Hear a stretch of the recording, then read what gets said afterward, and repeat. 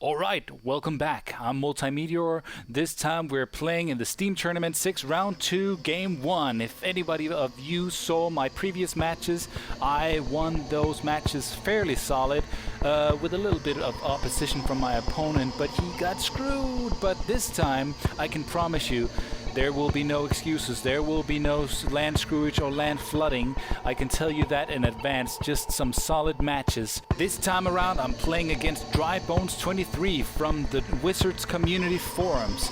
We've had this match scheduled for a while, but it didn't happen, so we had to finagle it into our schedules, and today it just happened to work out. So, yeah, hope you enjoy, and I'll see you after this match. Alright, so let's get rolling. I had originally, to be honest, I had originally recorded these with commentary on them, but for some reason the commentary didn't get recorded onto the file. So, those of you who prefer post commentary, well, you're gonna get your your way and not at the same time, because I did play as if I was commentating, but let's hope it doesn't matter too much. But he's playing goblins. I'm playing Born of Flames, or Born of Flame. I keep putting it in plural. Anyways, I have a pretty good starting hand here. It's not phenomenal. I don't have too much burn. I have just the right amount of lands, and he acknowledges this by saying this would be a rough go. And I was thinking the same. Like, I was kind of unsure whether he was playing goblins or Born of Flame himself. But he keeps dropping those haste guys, and I know that, especially with guys like this, also the Goblin War Chief, I can't have him play these, or can't have him have these guys down on the table, for the simple fact that if he does, then even his I forget what it's called, but the sorcery where you get 2 goblins for 2 1/1 tokens for 2. He can swing in immediately, and every other creature he has. There's so many good goblins that just get better once you get to swing in on turn 1. And here we go, he drops the chieftain as well. So yeah, I pretty much know that he's gonna exhaust my hand with all the burn spells that I have. But it's no worry of mine. I mean, I have the 5 cost spell, or the 5 cost 5 damage spell, and now that I drew my Infernal Titan, I know things are going in my direction. So I kind of want to give him the illusion, at least for my during my turn, that there's something he can do. He drops Krankos, and it gives me options, but I choose to destroy his Goblin War Chief, so or what's it called? Yeah, Goblin War Chief, I think. So that I don't take damage, and that I have a turn to destroy Krankos. I'm just wondering whether or not I don't want to give him a turn so he can produce goblins. So I can't afford to wait until I can drop Infernal Titan. Of course, I'm at 16 life, but that could change quickly if I run out of spells. So I decide to use my Red Sun Zenith on his Krankos. I wasn't too happy about it, because that was one of the finishers, or one of the bomb spells that I wanted to save for later. But then I thought, well, I do have Infernal Titan, and I do have Beacon of Destruction. And Infernal Titan is a late game bomb.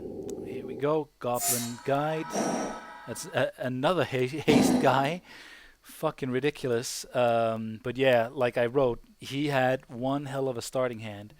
But so did I, or at least I drew into the right cards. I had exactly what I wanted. I have to hope he'll run out of resources. I don't think that's gonna happen, pal. Maybe it is. I don't know, but Infernal Tide is gonna be huge. I get to see, I draw, I forget what it's called, Chandra something. Or sorry, Flames of the Firebrand, I guess it's called.